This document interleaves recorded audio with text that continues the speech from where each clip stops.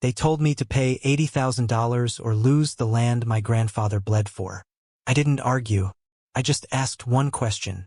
Did you bring enough body bags? Out here in Texas, we don't surrender ground. We reload. That's how this started. Not with a gunshot, but with a promise. My name's Cody Banner, and the dirt under my boots has worn that name for 3 generations. 140 acres of dry Texas earth, rusted iron, and fence wire that sings when the wind leans on it. My grandfather, Earl Banner, bought it in 1952 with a handshake and a prayer. He set every post himself, dug every well, buried 2 good horses and 1 bad man in this soil, the kind of fool who thought no trespassing was a suggestion. When he died, the land didn't come to me as a gift. Came like a dare. Out here, you don't inherit freedom. You earn it again every sunrise. The first morning I came back, the place looked half asleep. Barn doors sagged. The pump squealed like it had forgotten what pressure felt like. A red hawk circled the ridge, lazy and doubtful, like it was asking, "You sure you want this fight?" I parked the truck by the porch and stepped out into the old familiar crunch of gravel. The smell hit instantly, mesquite smoke, dry hay, a vein of motor oil. Felt like a rough handshake from the past. Granddad used to say, "You don't own land, son. You answer to it." I figured I was about to do a lot of answering. For a few days I worked from first light to dark. Cleared the barn, mended fences, cut away tumbleweed that had turned to wire. Boots on old boards, hammer on staple, coyotes starting their gossip at dusk. Every sound came wrapped in memory. It wasn't peaceful, but it was mine. That's when trouble rolled in.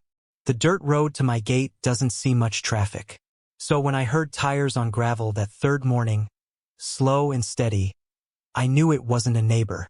I was in the barn, sweat running off my elbows, when the sound drew closer with the kind of confidence you only get from people who think they already own what they're driving toward. I stepped out with a crowbar still in my hand. A shiny black SUV idled at the end of the drive, dust rolling off it. The paint was too clean for anyone who lived off pavement. There was a logo on the door I'd never seen. Prairie Trails HOA. 3 of them stepped out looking like they'd gotten lost on their way to a real estate seminar. The woman in front had bleached helmet hair and a smile that looked painted on. Behind her stood a man with a sheriff's gut and no badge, just the ghost of one still clinging to his belt. The third was thin, jittery, gripping a clipboard like a shield. That's when it hit me. Granddad had been wrong about one thing. The next war over this land wasn't going to be fought with bullets. It would come on letterhead. I tightened my grip on the crowbar, wiped my palms, and walked toward the gate. Whatever they were selling, I wasn't buying. They didn't bother with small talk. The blonde planted her heels in my dust like she'd paid rent on it. Her sunglasses reflected my face back at me a little meaner than I felt. "Mr. Banner," she said. "I am," I replied, resting the crowbar against my leg. "I'm Karen Sloan, president of the Prairie Trails Homeowners Association." She said it like a rank. "This is Mr. Tills." Clipboard twitched. "And Mr. Murphy." Murphy nodded like he'd practiced authority at red lights. Karen flicked a manila folder open. "We're here to address past due assessments, fines, and ordinance violations attached to this parcel. You have 30 days to remit payment." I blinked once. The sky above her was hard, stainless blue. "To who?" I asked. "To the association." She turned the folder so I could see the number. Total balance due, $80,000. Behind her, Tills was already sliding pre-printed forms onto his board. Paper whispered like a snake changing skin. "You're about 3 miles outside your jurisdiction," I said, "and 6 inches away from a trespassing complaint." Murphy shifted his weight. The belt he wore carried nothing but a radio and old habits. "Let's not make this difficult," he said.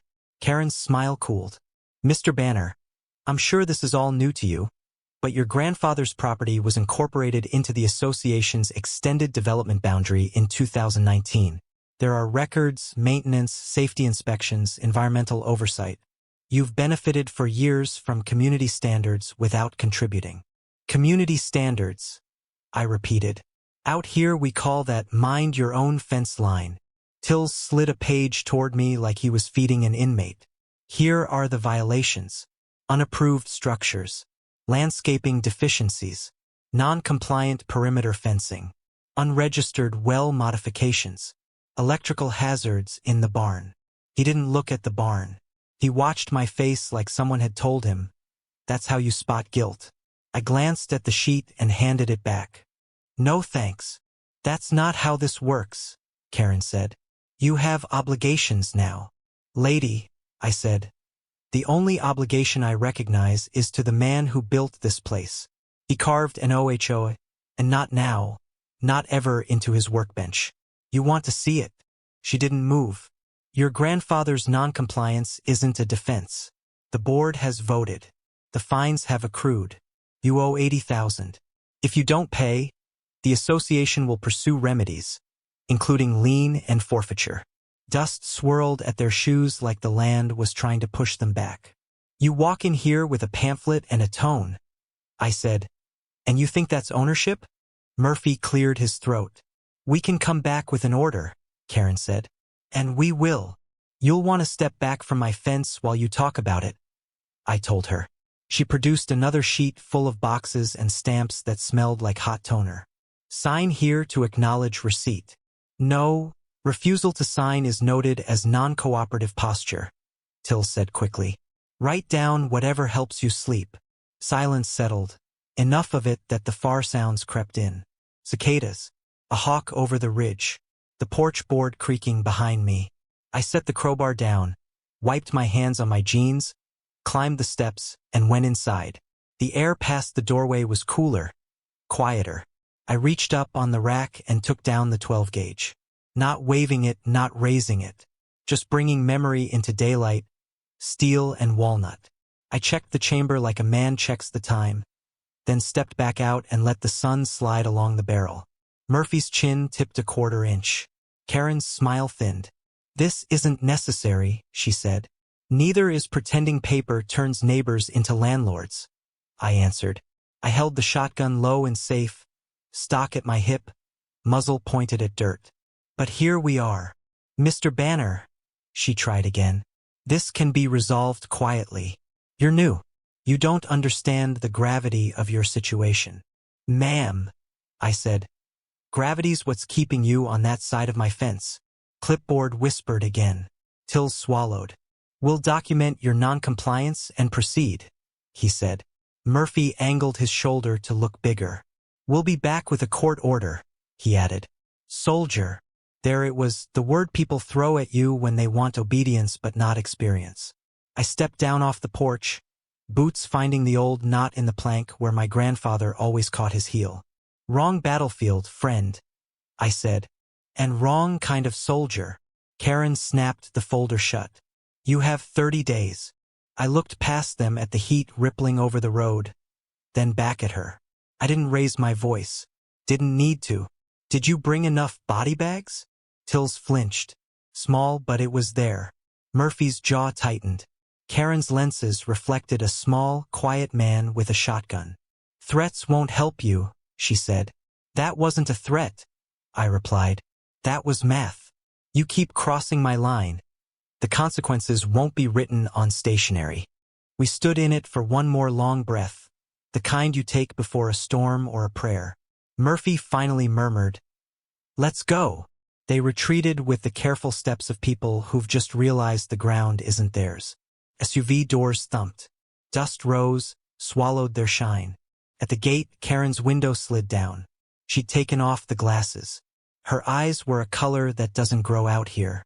"You'll regret this," she said. "We know how to handle people like you." I rested my hand on the porch post. "Yeah," I said. "I bet you do." The window climbed. Gravel spat. They vanished down the road. I stood there a long time, listening to cicadas restart and the wind find the fence wire again. Then I safetied the shotgun and leaned it by the door where the sun could polish it and the wood could cool. Next, I did the first sensible thing I'd done all morning. I called the sheriff. And I saved the recording I'd started the second their tires touched my road. I didn't slam doors or shake with rage. I just looked at the empty driveway and thought, they won't come back with courage. They'll come back with paper. So I started getting ready. They didn't wait long. Next morning I was heating yesterday's chili on the old cast iron when the knock came. Hard, rhythmic, official. Not a neighbor's knock. 2 men in bright reflective vests stood on the porch, each holding a thick stack of forms. A white SUV with city plates idled behind them. The older one had a gray mustache and the posture of a man who'd made a career out of ignoring excuses. "Morning," he said, flashing a laminated ID. "City Code Enforcement. We've received multiple complaints about unsafe structures and potential environmental hazards on this property." "Already?" I asked. "You boys move faster than a grass fire." He didn't smile. "We'll need to inspect all outbuildings, your well equipment, and any permanent structures." "On whose authority?" "County Cooperative Inspection Program," he said. The younger one, nervous, maybe 30, handed me a packet. "Here's a list of alleged violations." I flipped through. Unregistered water extraction, unsafe electrical, improper waste disposal. 6 pages of sins. "You haven't looked at a single thing yet," I said. "Complaints came with photographs," the older one replied. That stopped me cold. "Photographs?" "Yes, sir. Inside and outside structures. Detailed." I glanced toward the barn. I padlocked it 2 nights ago. The weight in my gut dropped another inch. "You can walk the property," I said, "but I'll be right behind you. Don't touch a thing without permission." They did their ritual, tape measures on fence posts, checking the pump, snapping pictures of dust like it might testify in court. The younger one even crouched to photograph a half-buried tractor tire. When they finished, the older man tore a fistful of yellow notices off his pad and stapled them to my barn door. Each one stamped pending fine. 2 weeks to correct these issues, he said. After that, penalties accrue daily. I leaned on the gatepost.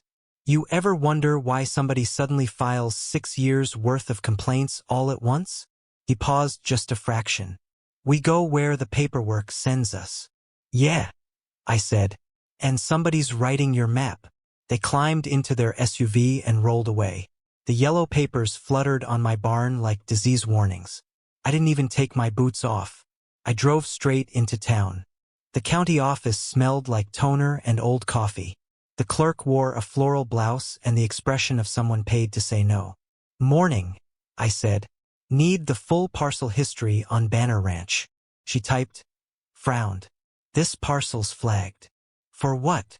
"Pending modification." I leaned closer. "What kind of modification?" She turned the screen toward me. On the map, my land was shaded gray. Transition zone. Pending integration. Integration. Polite word for theft. I kept my voice even. "Who submitted it?" She glanced around, lowered her voice. "I probably shouldn't say, but a private legal consultant for Prairie Trails HOA. Heat climbed my neck. When was it filed? 3 weeks ago. 3 weeks before I came home. They'd set this in motion long before the SUV hit my driveway.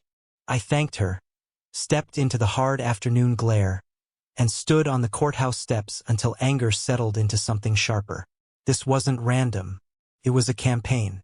Paper bullets instead of lead. They'd bury me in forms, citations, and deadlines until the land cost more to fight for than it was worth.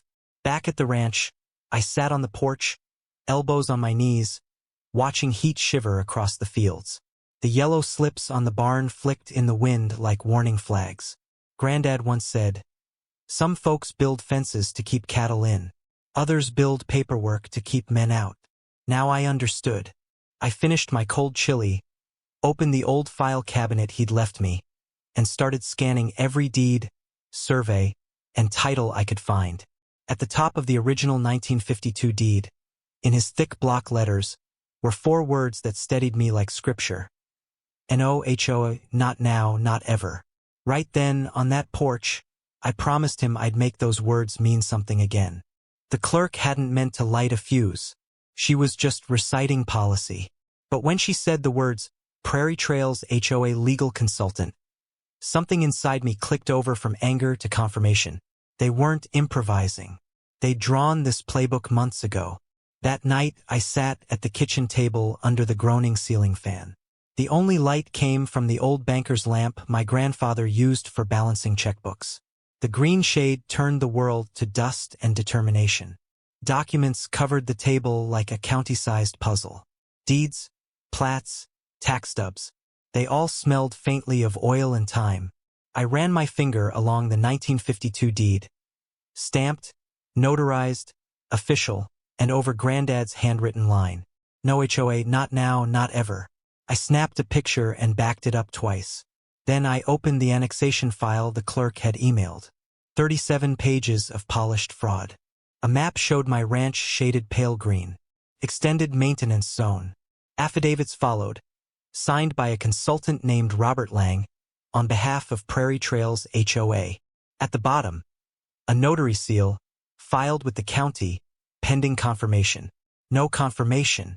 No notice to me. No hearing. No consent. They'd slipped it in like a counterfeit check. Next morning, I drove to Coyote Ridge Title and Abstract, a squat brick building that smelled like paper dust and cheap coffee. The woman at the front desk peered over her glasses. Need to verify a deed boundary? She asked. Banner Ranch, I said. She pulled it up. Her eyebrows climbed. Oh, this one. That's me. It's marked dual filed, she said. Meaning what? 2 deeds on record for the same land. Usually a clerical error. Usually, I repeated. How different are they? She scrolled. Original north boundary runs along Miller Creek at mile marker 42. Duplicate extends 200 feet east into the Prairie Trails development buffer. Who filed the duplicate? Robert Lang, again on behalf of Prairie Trails. Dated 3 weeks ago. I smiled without humor. Mind printing both? She did. I slid her a 20. She gave me a look that said we both knew I'd need every scrap of paper I could get. Back home, I pinned both maps to the wall. Mine and theirs. The difference was subtle and lethal. On paper, a few inches. On the ground, a few acres. Just enough overlap to claim jurisdiction. That's how theft works now. Not with a gun, but a revision. I poured coffee, stared at the maps. Hell of a war, Granddad. I muttered. You'd hate it. All paperwork, no bullets. Then I remembered something the clerk had said. Private legal consultant. I checked the address for Robert Lang. Some office in Austin. But the signature on his annexation form didn't match other filings under his name. I compared them side by side. There it was, the same looping R that appeared on Karen Sloan's HOA letters. She'd been signing under his name. I took photos, marked them up, and sent everything to my attorney, Erica Mendes. Her reply came in 20 minutes. That's felony-level fraud if we can prove it. Keep everything. Don't confront them yet. I leaned back, exhaled slow. Fraud. Finally, the right word. Proof alone doesn't scare people like that. Not until the day you put it on the record. I wasn't ready yet. So I did what banner men have always done. Prepared quiet. I wired motion cameras along every fence line, put infrared sensors near the gate, hung a new steel lock on the barn, bought 3 external hard drives and mirrored every file thrice. By sunset, the sky burned copper. I stood on the porch and looked over land that was mine in blood, in ink, and soon enough in court. If they wanted to fight with documents, fine. I'd meet them in their own language. I had one advantage they'd never understand. I wasn't afraid of hard ground, hard proof, or hard time. Just before dark, I closed the laptop and told the wind, "You picked the wrong ranch to forge." It was the kind of morning that pretends everything's fine. Gold light sliding over pasture. Air just cool enough to lie. The land looked honest. Trouble never does. That's when I met Trevor. A beat-up Chevy pickup coughed to a stop by my fence. The engine sounded like it needed more prayer than oil. He got out slow. Mid-30s. Lean. Tan. Jeans that had earned their dirt. A Texas Cattle Expo cap pulled low. "Morning," he called. "You banner." "Depends who's asking," I answered. He grinned. "Easy, practiced. Name's Trevor Langston. Just bought a little 5-acre patch up the ridge, east side. Figured I'd say howdy before the HOA claims we're strangers. That line pulled a grin out of me despite everything. Already smarter than most, I said. We shook hands. His grip was firm, calloused, the way you only get from real work. Ex-National Guard, he said. Did my years. Decided I'd rather fix fences than salute committees. Amen to that. We stood there a minute. Two men in the middle of nowhere, trading the quiet nod of people who've survived their own wars. Heard you've got trouble with prairie trails, he said, glancing toward the ridge. My neighbor says they've been itching to annex everything they can see. Yeah, I said. They're playing real estate roulette with other people's land. Hell of a mess. He kicked at the dirt. You ever need a hand? Wiring, hauling, whatever, holler. Ain't right. A man fighting bureaucrats alone. He said it just right. Not too eager, not too rehearsed. For once, someone out here wasn't trying to sell me something or serve me. Over the next few days, Trevor became a regular sight. He'd swing by around noon, help unload feed, pull his truck up to the barn while we wrestled with the busted breaker box. He knew electricity. I'll give him that. Barn like this should have burned down 10 years ago, he said once from behind the panel. You're lucky. Luck's not the word I'd use. He laughed, handed me a thermos of lukewarm coffee. Got to have each other's backs out here, he said. Small landowners against the empire. He had the right lines, and I wanted to believe him. We swapped stories, army, weather, bad bosses. He dropped local names. The feed store owner. The old vet off Highway 17. The county surveyor who always smelled like diesel. They all checked out. Still, something stayed coiled inside me. Soldiers learn early that too much agreement usually means someone's aiming. One evening, we sat on my tailgate watching the sun drop behind the ridge. Casual, he asked. Your granddad ever deal with those HOA folks? Sign anything for access roads? Water rights? No, I said.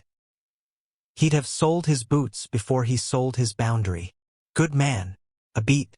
You keep your well map somewhere safe? I heard they like to claim easements through old paperwork. Most folks don't ask where a man keeps his well maps. I changed the subject, shifted to cattle feed. He let it slide. That night, I locked the barn. Next morning he showed up again, cheerful. A spool of barbed wire in his truck bed. Brought you extra, he said. Figured you'd be patching that north corner soon. I hadn't told him about the north corner. I smiled, took the wire, and felt a quiet alarm go off. Sometimes the devil doesn't knock. He brings supplies and calls it kindness. Trust doesn't usually shatter. It rots. The first crack is small. Trevor started asking more little questions. Where the well line ran. How deep the septic sat. Whether I'd found any old documents cleaning the barn. He wrapped it in ranch talk, but every time, something inside me pulled tight. So I set a test. Up in the loft, my grandfather's old metal lockbox sat empty. I cleaned it, dropped in a few blank pages and a shiny brass key that looked important but meant nothing. I set it beside the cabinet where I kept the real deeds. Then I tucked a trail camera into the rafters. Motion activated. Watching. If Trevor was just neighborly, no harm done. If not, 2 nights later I got my answer. Heat lightning flashed at the window. Coyotes yipped beyond the creek. Around 2 a.m., my phone buzzed. Motion alert. Barn interior. My heart stayed steady, but sharper. I pulled on jeans and boots, grabbed a small flashlight. From the kitchen window, I saw a pulse of light through the barn slats. Somebody was inside. I slipped out quiet, shotgun low. Gravel sounded too loud under my boots. Through the gap in the door, I saw him. Trevor. Flashlight clamped between his teeth. Gloved hands on the ladder, climbing to the loft. He popped the lockbox. Empty. He cursed under his breath. The sound of a man realizing his greed just outpaced his instructions. He turned toward the file cabinet, angling his phone to snap photos of the labels. That was enough. I racked the shotgun. The sound cracked through the barn like thunder in an old church. Stand up, I said. Hands where I can see them. He froze halfway down, turned, face washed in the flashlight beam. "Cody," he said, swallowing. "Man, I was just... Save it." I cut in. "You've been sniffing around for weeks. Now you're trespassing and stealing information. Who sent you? Or do I have to guess?" He tried a smile that had nowhere to land. "Just checking your files are safe. HOA breathing down your neck. Figured I'd double-check your security." "Yeah," I said. "And you always check a man's security after midnight with bolt cutters?" His exhale came long and slow. Something in his eyes hardened. "You don't know what you're in the middle of, Cody," he said. "I know enough. You're not from up the ridge. That parcel you bought is empty. You don't own so much as a goat. And you sure as hell don't work alone." That landed. His jaw clenched. For a heartbeat, the barn held its breath. Then he lunged, not for a weapon, just for the ladder trying to slip past. I sidestepped, caught his arm, twisted, and dropped him to the dirt. Old training came back like breath. He fought, but I pinned him, knee on his shoulder, shotgun in reach. "Stay down," I said. He spat dust. "You think this ends with me? I think it starts with you." I yanked his backpack off and dumped it out. Thumb drive, folded county plats, my well maps, and one sheet that turned my stomach, a search warrant stamped with a fake seal. Authorized entry for HOA enforcement. Administrative order. I held it up. "You actually thought this would work?" He just stared, calm and hateful, like a man convinced his team still owns the scoreboard. "You're done," I said. I snapped photos of everything, then called the sheriff. The deputy who arrived was the same one who'd come after my first complaint. He looked down at Trevor and sighed. "It's getting out of hand," he muttered. He bagged the fake warrant, the photos, the drive. "Not enough to charge him heavy yet," he said. "But it's going on record. You did right." My pulse had settled, but my hands were still tight. As they walked Trevor to the cruiser, he glanced back. "They're not done, Cody," he said quietly. "You think this is about land? It's not. It's about control." I didn't answer. When the taillights disappeared, I stared at the scuffed prints in the dirt where he'd fought. I felt no victory, just confirmation. The storm had started. I walked the perimeter twice that night, shotgun slung, camera LEDs winking like sentries. The wind smelled like cedar and distant rain. Somewhere in the dark, the HOA was regrouping. Next time, they wouldn't send a friendly liar. They'd send a plan. 3 days after they hauled Trevor off, the real hit landed. Not with boots, with a keystroke. I was at the lumber yard ordering planks to rebuild the east fence when my debit card got declined. Twice. The kid at the register smiled like it was my fault. "Probably just needs to run again, sir." Didn't. Neither did the backup card. Back in the truck, I called the bank. After a long hold and worse music, a woman came on. Polite, uneasy. "Mr. Banner, your accounts have been temporarily restricted, pending a civil lien review." A what? A judgment was filed with Blanco County Civil Court referencing an outstanding debt of $80,000 to an entity listed as Prairie Trails Homeowners Association. The lien triggered an automatic freeze. "You're telling me my bank account's frozen because of a homeowners association I don't belong to?" She hesitated. "The system shows a lien attached to property record 1785C. Case number begins with EL, which indicates an emergency lien. Those are expedited. Emergency liens are for disasters and unpaid taxes, not for some HOA grudge." I thanked her, hung up, stared at the steering wheel while my pulse hammered behind my teeth. They'd found a new weapon, lawfare. At the courthouse, I went straight to records. Different clerk, quicker fingers. I handed over the case number. She typed, frowned, then looked up. "Filed 4 days ago. Marked executed." "But..." She squinted at the screen. "There's no hearing record. No judge's signature. Just a clerk certification." "The documents from who?" I asked. "A legal courier named R. Lang Consulting." There it was again. Robert Lang, the ghost lawyer. "Can you print it?" I asked. She wavered. "Technically, it's sealed pending verification." I didn't push. I just let the silence work. Finally she sighed and hit print. Warm paper slid into the tray. The signature line said Robert Lang. The scrawl said Karen Sloan. They'd used the annexation lie to justify a lien. Claimed my land was already part of the HOA and my unpaid dues were enforceable. Not sloppy. Planned. I called Erica. They froze my accounts. I said. I know, she replied. I just saw the filing. They anchored the lien to your parcel ID. I'm filing an emergency motion to dissolve, but it'll take 48 hours. 48 hours is a long time to hold your breath. Listen, Cody. Don't make any moves. Don't call Sloan. Don't corner anyone. They're trying to bait you. Too late for bait, I said. They're choking the oxygen. I'll fix it, she said. But this means we go to war, injunctions, depositions, the works. Good, I said. Let's give them a fight they remember. That night I stood under the porch light with coffee gone cold. Stars burned hard and bright. Somewhere a coyote called once, thin and lonely. I looked over the fences I'd mended with my own hands and thought about how fast paper can strangle a man. Granddad fought with steel and grit. Mine came typed, notarized, couriered by frauds in polos. I walked back in, opened the folder labeled HOA evidence, and added the lien copy. Then I wrote on it in black ink. Phase 2, financial strike. If they wanted a document war, fine. I'd show them what precision looked like. And I knew one thing. People like Karen don't stop when they lose money.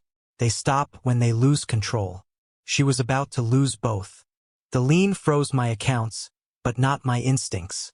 After you've been pushed far enough, sleep gets lighter. Just past midnight, the first alarm chirped. Motion sensor on the kitchen counter. Zone 3, South Pasture. I killed the lamp, grabbed the shotgun, stepped into the hall. Floorboards creaked like they recognized my weight. Outside, the moon hung full, washing the fields in silver. The air smelled of dust and cedar. Another alert.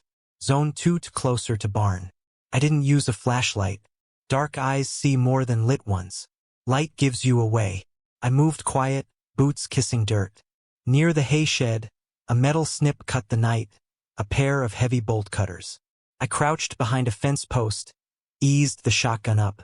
Through the slats, I saw a tall, hooded shape working my barn lock. I thumbed the safety off. The click was soft, certain. Stand up, I said, voice level. Hands where I can see them. The figure froze, then rose, hands half raised.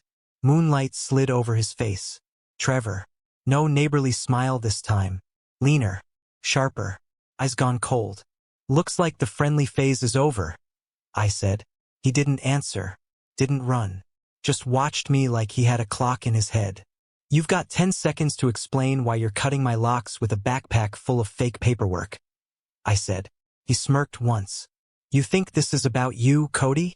You don't even know who's paying for this fight. Then educate me. You wouldn't believe me. Try.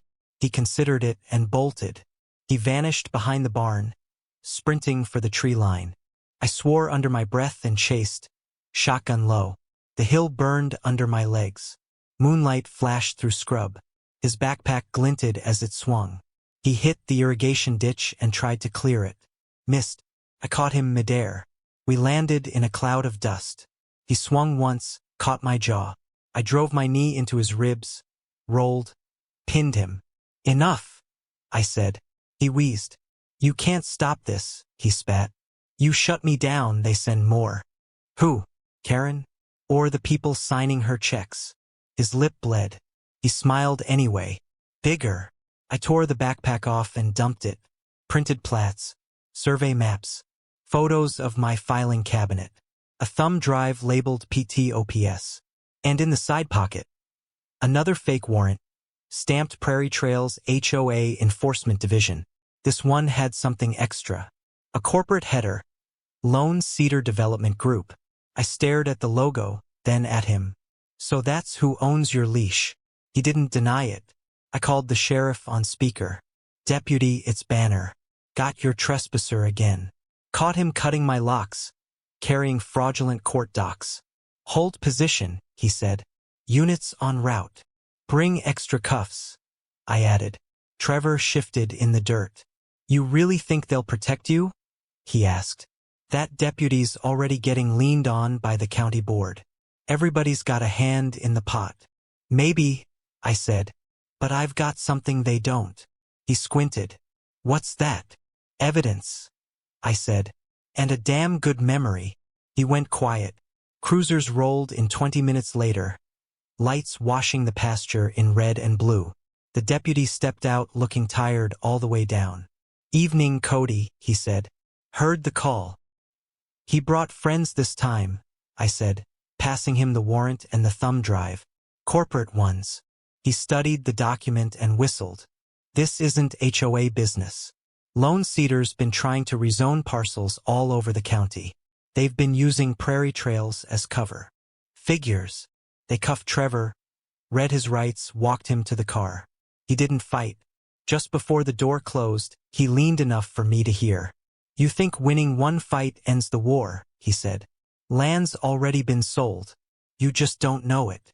The deputy shut the door. When the red lights disappeared, the night felt hollowed out. Too quiet. Back at the barn, the lock hung half-chewed. Fresh gouges scored the wood. They weren't trying to scare me anymore.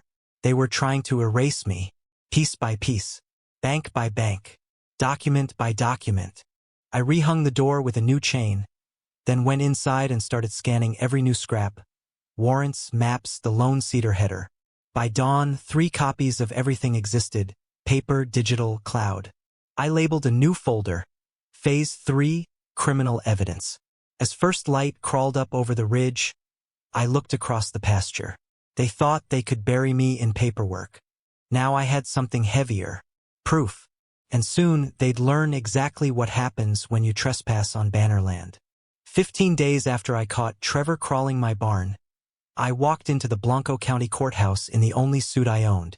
It smelled faintly of mothballs and old sermons, but it buttoned. By 9 a.m., the courtroom was full. Locals, reporters, half the county waiting to see if an HOA could bleed.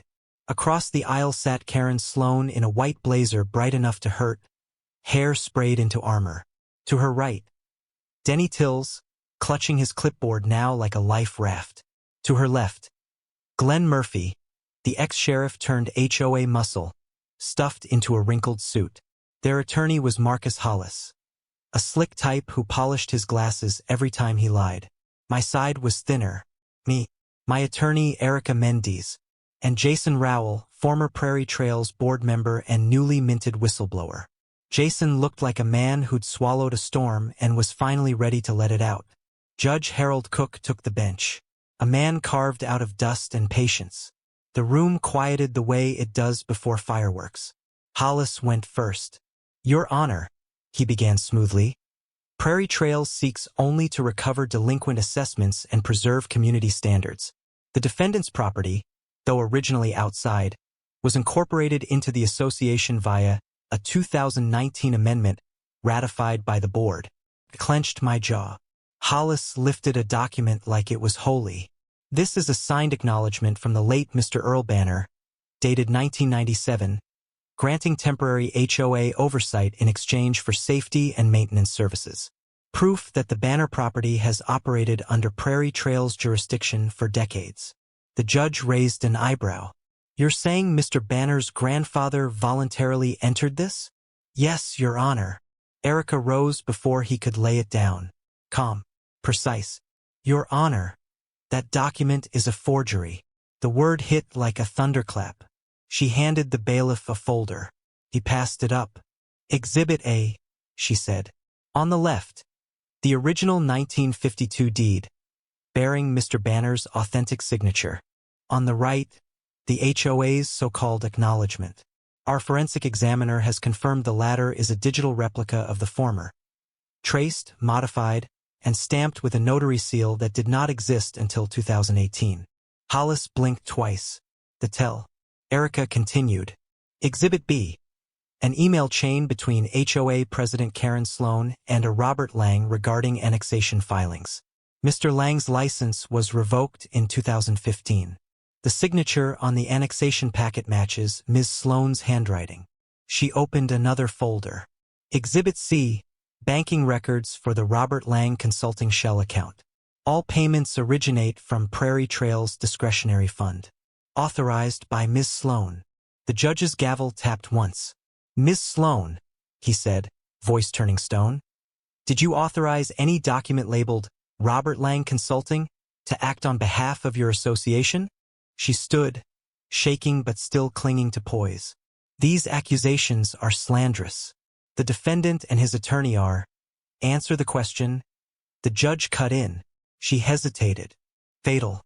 Of course not, she said finally. Erica's mouth curved. Then, Your Honor, she'll be interested to know those consultancy payments bear her signature. A low murmur swept the room. Next, Jason took the stand. He spoke slowly, like every word weighed something. He described how Karen pushed through boundary expansions without proper votes, backdated agreements, and told him to streamline compliance for problem owners. Was Mr. Banner one of those? Erica asked. Top of the list, he said. Did Ms. Sloane know the documents were fake? He didn't flinch. She ordered them. That was the match. The gallery erupted. The judge hammered his gavel. Order. He turned to Karen. Ms. Sloane, this court not only rejects your association's claim, it refers the matter to the district attorney for criminal investigation, including charges of fraud, document forgery, and attempted unlawful seizure of property. Bailiffs. Take her into custody. Color drained from her face. She lurched to her feet as the bailiffs approached. You can't do this, she shouted. I'm the president. The cuffs clicked. The sound carried to the back row. The room broke into applause. Not polite. Grateful. Hollis folded into his chair. Murphy stared at the floor like it might swallow him. As they led Karen past my table, she twisted toward me, eyes blazing. You think this ends with me? She hissed. I didn't bother to stand. Lady, I said quietly, you haven't seen my ending yet. The judge struck the gavel once more. Case dismissed. Property remains under Banner title. HOA claim invalid. Court is adjourned. Outside, Texas sunlight hit like a truth teller, burning off dust and lies alike. On the courthouse steps, people pressed my hand, clapped my shoulder, thanked me like I'd freed more than just one ranch. You did good, Erica said. I didn't do it for good, I told her. I did it for truth. And for the old man who carved no HOA, not now, not ever, into his bench. She smiled. Then you'll like what's next. What's next? Civil damages, fraud penalties, and maybe, she said, a very public reckoning. I looked back at the heavy doors settling shut behind us. Good, I said. Let's make it loud enough every fake president in Texas hears it. You'd think the story ended there. Karen in cuffs, HOA humiliated. Me walking into a sunset with bourbon and a smirk. Bullies don't vanish. They scatter. They hide in loopholes. I didn't celebrate. I planned. A week after the verdict, while Prairie Trails scrambled for damage control, I drove to the Blanco County tax auction. Near the bottom of the list sat a half-acre of scrub inside Prairie Trails. No utilities. No road. Appraised at $312. Worthless unless you wanted voting rights. When the gavel fell, I owned it through a shell company Erica set up. Banner Holdings Limited. By sunset, I wasn't just the man they tried to crush. I was a member. Next morning, Erica and I walked into the HOA office. The new acting board barely looked up. 3 anxious people trying to steer a sinking ship. I slid a certificate across the desk. Banner Holdings, I said. Proud new member. And under Article 5, Section C of your charter, I'm requesting full financial disclosure. Every account, every ledger, every contract. The woman behind the desk blinked. Sir, those documents are under review. Pending my inspection, I finished. You've got 72 hours. They stalled, of course. Claimed the records were locked. Lost. Under audit. Erica drafted a demand letter so tight it squeaked. By law, they had to comply. 3 days later, A courier delivered 2 boxes of records, and a third they hadn't meant to include. That third box mattered. Inside, invoices to private contractors, consulting retainers with no description, checks written to T. Gallagher Consulting. The address? Theo. Box in Coyote Ridge registered to 1 Trevor Langston. Fake neighbor. Failed spy. Paid in landscaping funds. Erica shook her head. $45,000, she said. For what? Guess they meant clearing me off the map, I said. We spent 2 days cross-referencing every transaction, every shell company. By the end, we had a web that landed squarely on Karen's desk. I didn't send it to the DA first. I sent it to the town. That Friday, I bought a full-page ad in the Coyote Ridge Weekly. At the top, in bold, Prairie Trails HOA. Transparency time every dollar you paid. Every lie they told. Below, screenshots of bank statements, fake contracts, audit trails tying it all to Karen's administration. At the bottom, a link. www.hoahellfire.com 87 pages. Unredacted. By noon, the town was buzzing. The diner had copies on every table. The feed store clerk was handing it out with receipts. The sheriff stopped me at the pump and said, "Banner, you sure know how to swing a hammer without lifting one." 3 families formally withdrew from Prairie Trails that week. The board tried to find them. Lost. Meetings turned into brawls, shouting, walkouts, finger-pointing. The empire collapsed 1 spreadsheet at a time.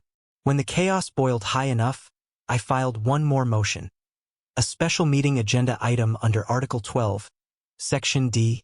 Motion to dissolve Prairie Trails Homeowners Association. They had to let me speak. They had to take the vote. The night of the meeting, the community hall overflowed. Half wanted justice, half wanted a show. I took the mic. "I came here with 1 question months ago," I said. "Did you bring enough body bags? Turns out you didn't need them. You buried yourselves in paper." A few people laughed, raw, relieved. Then we voted. The motion passed. Prairie Trails HOA, killed by its own members. Karen sat in jail. Trevor faced charges. The rest scattered like raccoons in daylight. That night, back at the ranch, I poured 2 fingers of bourbon and watched the wind move through the grass. "Your move, Granddad," I said, "because now, I'm not just defending the land. I was taking back the story, and I wasn't done." You could almost hear it when the beast died. Not a bang. More like a hollow structure caving in on itself. Within a week, Prairie Trails went from swaggering bureaucracy to ghost stationery. The website vanished. Hotline disconnected. Their shiny compliance SUV sat abandoned behind the old post office. Tires flat, decals peeling in the Texas sun. For years they'd bullied half the county. Now they couldn't get anyone to sign for certified mail. Neighbors started showing up again. Trucks slowed at my gate. Hats tipped like they were making peace with the dust. One afternoon, Tom and Janice Harlow from down the ridge walked up with a peach pie and faces caught between guilt and relief. Tom cleared his throat. "We didn't know, Cody. Karen made it sound like you were just dodging dues." "You know now," I said. "That's what matters." Janice nodded. "You made a lot of folks brave again." I didn't feel brave, just stubborn. Down in town, the sheriff told me the DA had filed formal criminal charges. Fraud, conspiracy, forgery, trespass. Karen's little empire turned into a bonfire of subpoenas. Trevor cut a deal, testified against her to save his own hide. He laid it all out, the fake annexation, phony lien, consulting contracts. Said Lone Cedar Development funded the whole thing to grease a land grab. Didn't surprise me. There's always a bigger wallet. Erica said civil damages were still pending. "They used your land as a test case," she told me. "You turned into their worst-case scenario." "I just wanted to fix my fence," I said. "You fixed a whole county instead." That fall, the county board held a town meeting, the first in years without HOA suits front row. People lined up to speak. Old-timers who'd been fined for leaving Christmas lights up. Young couples written up for planting vegetables instead of ornamental grass. When my turn came, I kept it short. "I'm no hero," I said. I'm just a man who got tired of watching freedom die on the vine. If we want to keep it alive, we've got to tend it like we tend this land. Every day with both hands. They stood and clapped anyway. By winter, the Prairie Trails sign at the subdivision entrance came down. Somebody painted over the blank board in red. A community of survivors. I didn't touch it. Some memorials build themselves. The HOA was gone. Something better took root. Neighbors talking again. Helping mend fences. Trading tools instead of threats. The land had always been mine. For the first time in a long time, the peace was too. Spring came back hard. The sun baking posts, turning the air into a shimmer. To me, it felt like a blessing. The fight was over. Time to rebuild. I started before dawn like Granddad used to. Boots wet with dew, hammer in one hand, coffee in the other. Every clang of steel on oak echoed across the field like punctuation. A period, not a question. By noon, the new gate stood in place. Heavy oak, dark-stained, hung on iron hinges that could stop a truck. I carved the words myself, slow and careful. Private land. No trespassing. Violators will be photographed, prosecuted, and possibly mocked over barbecue. That last line made me smile. Earl would have liked it. When I finished, I poured 2 shots of bourbon. One for me, one for him. The third I let soak into the post. This one's for you, Earl, I said. Fence lines safe again. As the sun slid low, trucks started nosing up the road. I sent quiet invitations. Neighbors, friends, the sheriff, Erica and her paralegal. No cameras, no speeches scheduled. Just a cookout for people who remembered what decent living felt like. By 7, the yard was full of laughter and low music. Someone strummed a guitar. Somebody else brought peach cobbler. Old Man Dawes shuffled up with a rusty mailbox under his arm. My grandfather's name was still stenciled on the side. They made him take it down, Dawes said. Told him to use one of theirs. He told me to hang onto this for someone with guts. I turned it in my hands. Chipped paint. Bent corners. Solid. It hit harder than any gavel. When the first stars cut through the dark, somebody tapped a fork on a bottle. Speech. I tried to wave them off. That didn't fly. So I climbed onto a crate by the smoker and cleared my throat. I'm not much for speeches, I started. I didn't set out to fight anybody. I just wanted to fix what my grandfather left me. But when somebody tries to take what's yours, not just your land, but your say and your peace, you've got 2 choices. I scanned the crowd. Weathered faces. Calloused hands. All of them nodding. They knew. Fold, I said. Or stand. I tapped the new gate with my heel. I chose to stand. Not because I'm fearless. I'm just tired of fear wearing a necktie and calling itself authority. That earned some laughs. A few wet eyes. This fence, I went on, isn't about keeping folks out. It's about keeping truth in. About knowing where your line is, and never letting anyone redraw it while you're asleep. I let the quiet settle. So here's to the ones who still believe in boundaries, in ownership, in the kind of freedom that doesn't show up on a monthly statement. The applause rolled over me like warm wind. No flashbulbs, just honest hands. Later, when the last truck taillights faded and the fire pit slipped to embers, I walked the perimeter one more time. Grass whispered. Crickets worked overtime. At the gate, I stopped. The road beyond lay silver under the moon, heading nowhere and everywhere. On the top rail, an empty bourbon glass caught the light. I smiled and nailed one last small sign under the others. Charter Oak Farm Freedom lives here. I stood there a while, hands in my pockets, listening to the fence wire hum. The night felt clean again. For the first time since coming home, I wasn't listening for footsteps in the dark. Just wind. And the quiet kind of peace a man doesn't inherit. He earns it.